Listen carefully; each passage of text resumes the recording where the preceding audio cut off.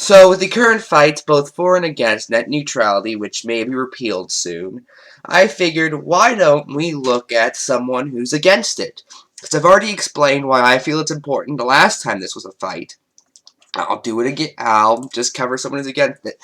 Insert an old pal of ours, Mr. Dapperton, who made a video called Net Neutrality Can Suck My Balls.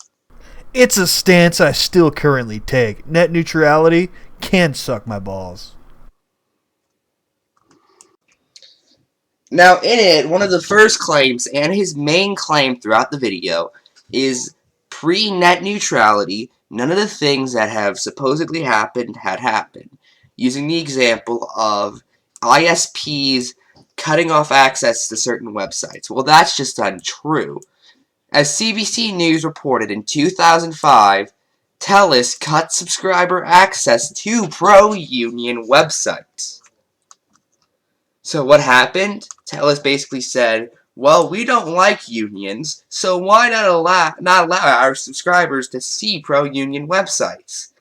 You know, pro-union websites, non-pro-union websites compete. Stop doing that. It looks like you're jerking off two dicks.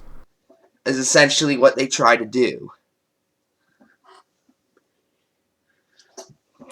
And I've talked about that before. My last Now you're just spazzing out like a retard. Just cut it out. video on net neutrality, where with it, it's essentially two websites compete. Now you're just jerking off two dicks on top of each other. What's next? Are you going to describe a big long black dick and a little tiny dwarf dick? Without it, it's website that pays bribes, website that can't afford it because it's small and actually criticizes them, compete. He totally did.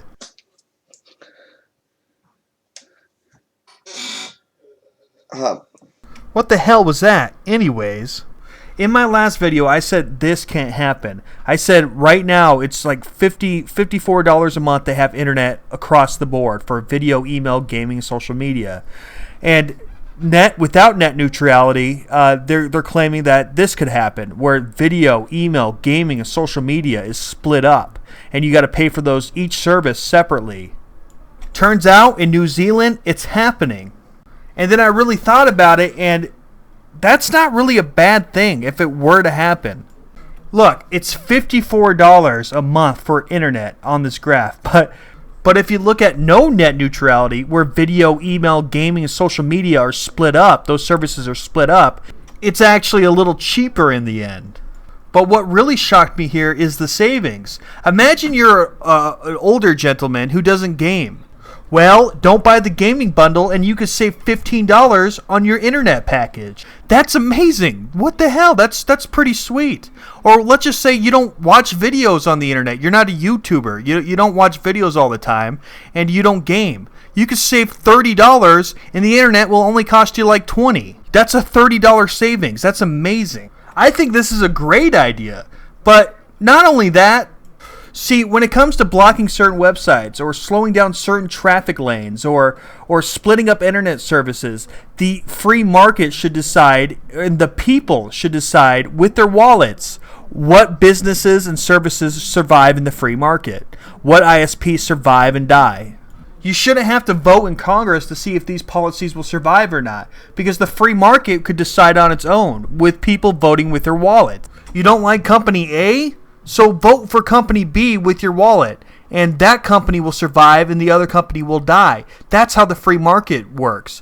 You don't need to get government involved and get the government's dirty little hands all over the internet and free speech. Screw that. You may say, oh, well, what if you live in a rare part of town where there's only one ISP? Well, that ISP is not going to survive very long worldwide if they keep doing what they're doing. Secondly, they're giving very good incentive for other ISP services to pop up and steal their business because they're doing something the public doesn't like. And the public would rather have a different service that the new ISPs could offer. Why wouldn't new ISPs want to prop up and make billions of dollars? I think most would. People often forget the people control the free market and control businesses and whether or not they survive. Let people decide whether or not the business survives. Let them choose with their wallet. You don't need government. And in America, you don't have to worry about ISPs slowing down internet access. Because here we have the FTC, which would find that illegal as an unfair business practice, and they could get investigated and they could get sanctioned. So here in America, we don't need net neutrality. The only reason we would have net neutrality is if you want the government's greedy little hands all over your internet. Okay.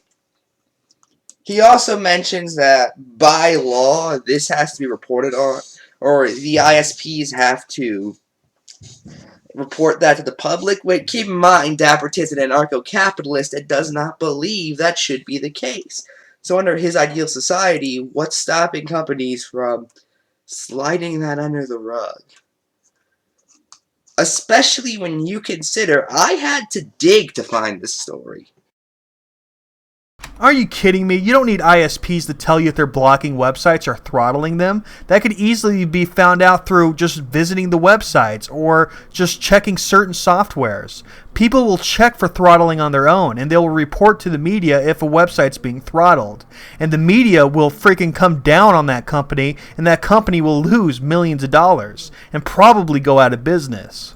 You don't need the ISPs themselves to disclose this stuff. The public will do it. The media will do it.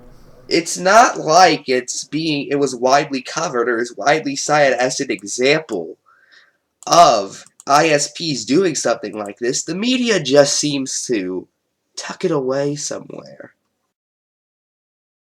Look, some mainstream media might have special interests and might want to sweep that under the rug. I doubt it, but let's just say that happens.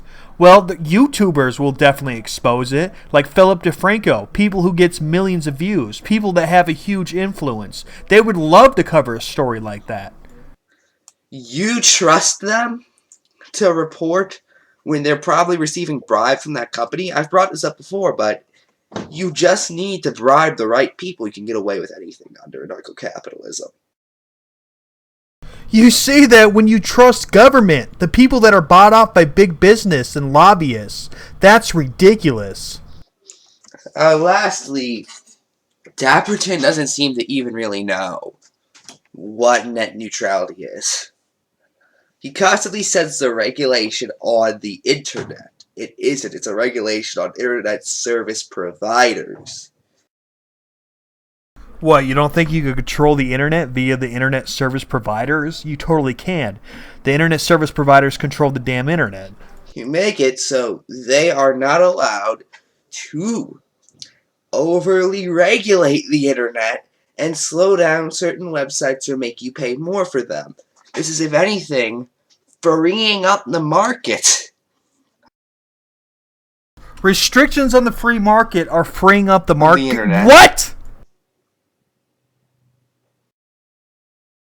That was the dumbest thing I've ever heard. Because it allows everyone to have free and open space. And net neutrality doesn't free up the market. It makes it more expensive to compete against big companies like Comcast. It costs small business owners, small ISPs, billions of dollars to start up because of all the regulations. So it gives Comcast and other big companies that actually have a lot of money the monopoly on the marketplace. So you'd think Dapperton, the free market extraordinaire, should be supporting it. But I guess he doesn't like the free market. That's ridiculous. I'm 100% free market. Anyways, I'll catch you guys on the next episode.